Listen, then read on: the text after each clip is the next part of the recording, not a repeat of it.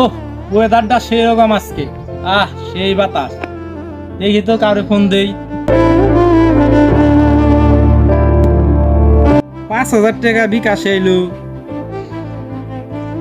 আমি তো কাউরে টাকা দিতে বলি নাই। হইছে আজকে কাম, আজকে পার্টি হইব। 5,000 টাকা। ইশ্যা, দেখি দোকানদারে বললো টাকাটা ওই নম্বরে গেছে কেন।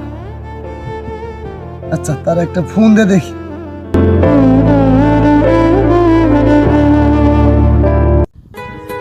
কি রে আবার কেরা ফোন দিলে? আর নাম্বার ধরি তো দেখি।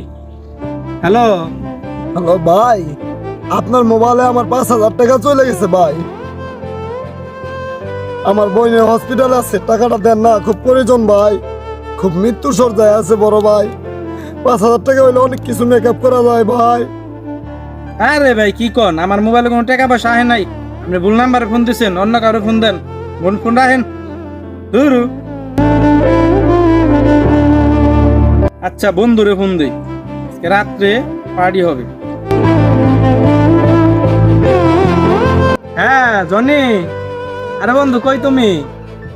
তোমরা বলতা না আমি তোমাকে খাওয়াই না।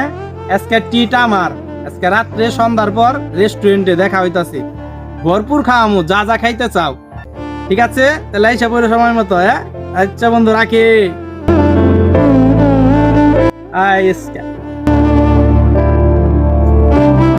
নাম্বার তো এইটাই, না করলো কেন? মোবাইলে একটু ফোন দেয়, আবার দেখি তো। হ্যাঁ ভাই, আমি মোবাইল নাম্বারটা চেক দিছি ভাই। নাম্বার এটাই বড় ভাই, টাকাটা দিয়ে দেন ভাই। আমার বোন ছাড়া আর কেউ নাই, আমার বোন ছাড়া আর কেউ নাই। টাকা যদি না দেন 5,000 টাকা, সব টাকা লেনা দেনা হয়েছে, 5,000 টাকা নিয়ে পারতাছি না। প্লিজ ভাই দেন, আমি একজনের কাছ থেকে ধার করে আনছি, আমার বন্ধুর কাছ থেকে। না হালাই তো আবারও ফোন দিছিল।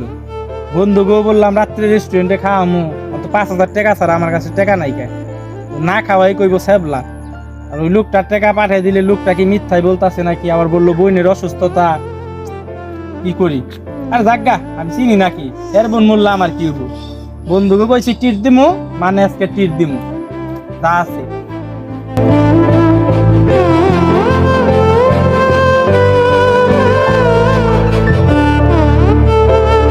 5,000 টাকার জন্য আমার বোনের বাঁচাইতে পারলাম না।